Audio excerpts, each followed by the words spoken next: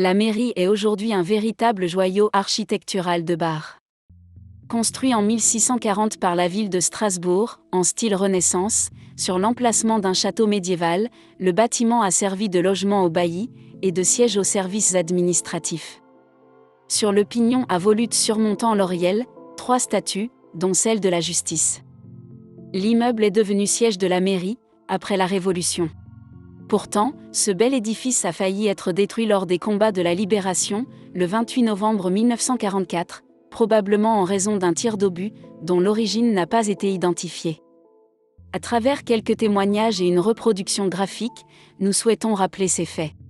Les quelques chars américains encore valides passent la rue du Docteur Sulzer, en direction de Heiligenstein. La nuit tombée est illuminée par des incendies. De la Villa Stoffel, qui flambait la première à 14 h, on ne voit plus grand-chose. Par contre, les maisons Weisseyer, Gilman, Hiller, place des Pommes de Terre, celle du coiffeur Ketzel, dans la Grand Rue, ainsi que l'annexe de l'hôpital rue de la Promenade, sont des brasiers, tout comme la maison Corman, rue Sulzer. Je suis sorti de mon abri proche, en milieu d'après-midi, ayant appris que la mairie était en feu. J'ai constaté que le feu ravageait la partie centrale du bâtiment. Sur place, se trouvaient à ce moment-là les sapeurs-pompiers Charles Muller, Fritz Kohr, Louis Hering, Adolphe Baumer, Jules Kaiser et Jules Wolf. La motopompe s'alimentait à ce moment-là dans la fontaine de la place. Kohr en surveillait le fonctionnement. Moi-même, j'étais positionné à la bouche d'incendie alimentée par le réseau. J'ai vu Kohr, à plusieurs reprises, se mettre à l'abri derrière le muret du bassin, afin d'éviter les tirs nourris et croisés des chars américains débouchant sur la place depuis la rue Sulzer.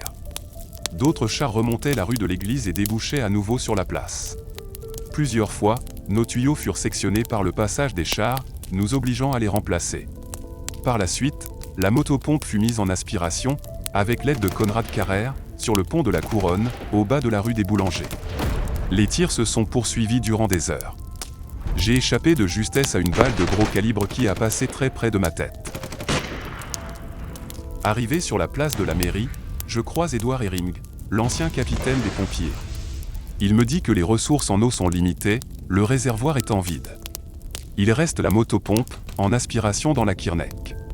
Je rassemble quelques hommes de bonne volonté dans différents abris, et nous procédons au dégagement de quelques archives de la bibliothèque universitaire de Strasbourg, entreposées en masse dans le hall du rez-de-chaussée, afin de créer une brèche pour faciliter le travail des pompiers.